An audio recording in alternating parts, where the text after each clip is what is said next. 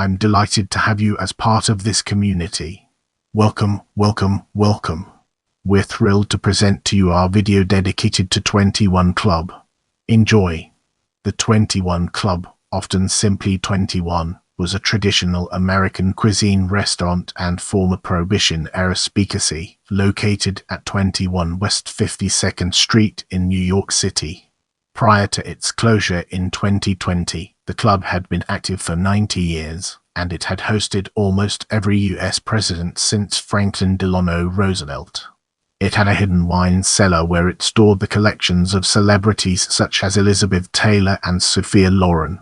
One of its signatures were 37 statues of racing jockeys donated by patrons, the uniforms of many painted to match the winning jockeys of horses they owned. After being shut down by the COVID-19 pandemic, the establishment announced in December 2020 that it would not reopen in its current form for the foreseeable future and was considering how to keep the restaurant a viable operation in the long term. As we enter this new phase, let's analyze first version and Prohibition from different angles and evaluate its significance. The first version of the club opened in Greenwich Village in 1922, run by cousins Jack Creandler and Charlie Burns.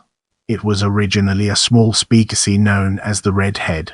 In 1925, the location was moved to basement on Washington Place and its name was changed to Fronton. The following year it moved uptown to 42 West 49th Street, changed its name to the Punch-In Club, and became much more exclusive. In late 1929, to make way for the construction of Rockefeller Center, the club moved to 21 West 52nd Street and changed its name to Jack and Charlie's 21. It opened at that location on January 1, 1930, when it was estimated there were 32,000 speakeasies in New York City. Although raided by police on many occasions during Prohibition, the premises staff had methods to protect the club from the authorities. As soon as a raid began, a system of levers was used to tip the shelves of the bar, sweeping the liquor bottles through a chute and into the city's sewers. The bar also included a secret wine cellar, which was accessed through a hidden door in a brick wall which opened into the basement of the building next door, number 19. Though still used as a wine cellar after Prohibition, part of the vault has been remodeled to allow a party of up to 20 guests to dine in private. The club also stored the private wine collections of John Fahrenheit, Kennedy, Richard Nixon, Gerald Ford, Joan Crawford, Elizabeth Taylor, Hugh Carey, Ernest Hemingway, the Nordstrom sisters, Frank Sinatra, Al Jolson, Gloria Vanderbilt, Sophia Loren, Mae West, Aristotle Onassis, Gene Kelly, Gloria Swanson, Judy Garland, Sammy Davis Jr., and Marilyn Monroe. The bar is mentioned several times in David Niven's memoirs, Bring on the Empty Horses. He was given a job by Jack selling liquor following the end of Prohibition, and went there with director John Huston on their return from the war. According to the New York Times, in 1950, when most burgers were the cost of a dime at coffee shops, 21 Club charged $2.75.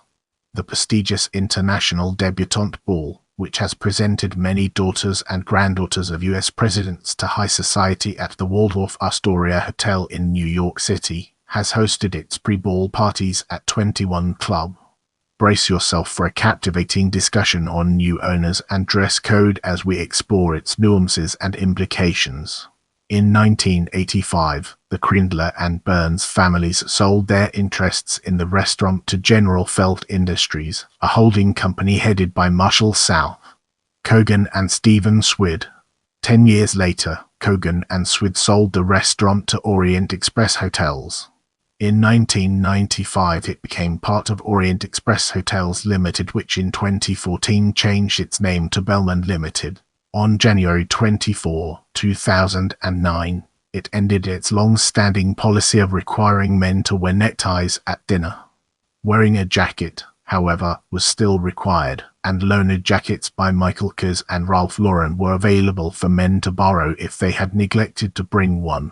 In mid-2015, all 37 jockeys were removed for a 3-month artist restoration. They returned on October 21, 2015 for a ribbon cutting. The spotlight now falls on pandemic and closure as we delve deeper into its details. In March 2020, indoor dining at all New York City restaurants, including 21 Club, ceased due to the COVID-19 pandemic.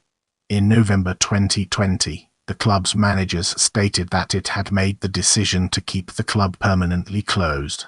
The signature jockey statues were removed in December 2020. Though New York restaurants were able to reopen briefly later in the year, a second shutdown caused the restaurant to announce on December 11 that it had ceased operations indefinitely and that employees would be terminated in March 2021, citing economic uncertainty. 21 Club was one of many restaurants in New York City that were permanently closed during the pandemic.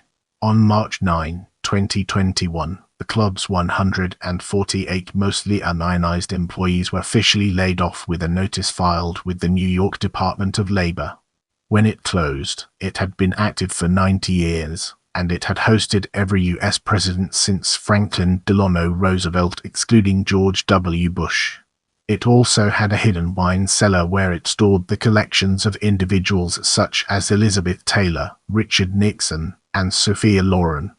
LVMH subsidiary Belmond informed the New York Times that the restaurant was gone, but that a distinctive restaurant might be created instead, saying a month later no final concept had been settled on.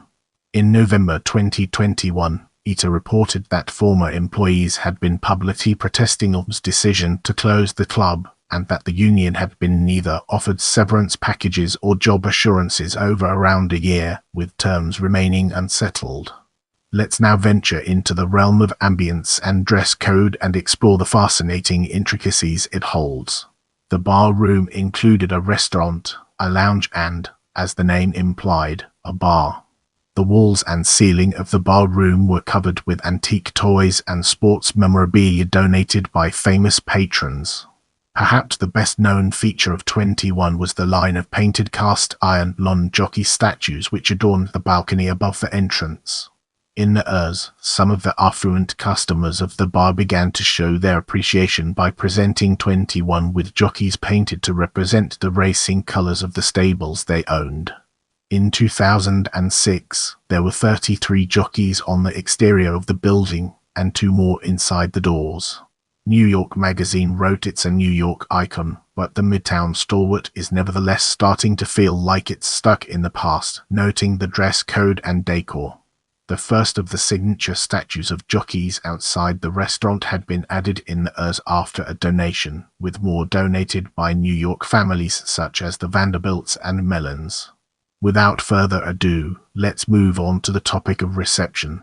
Between 2003 and 2015, the restaurant was a recipient of the Wine Spectator Grand Award. In 2017, Zagat gave it a food rating of 4.3 out of 5. Ian Fleming described the club as the best speakeasy in New York in his 1956 Bond book, Diamonds Are Forever.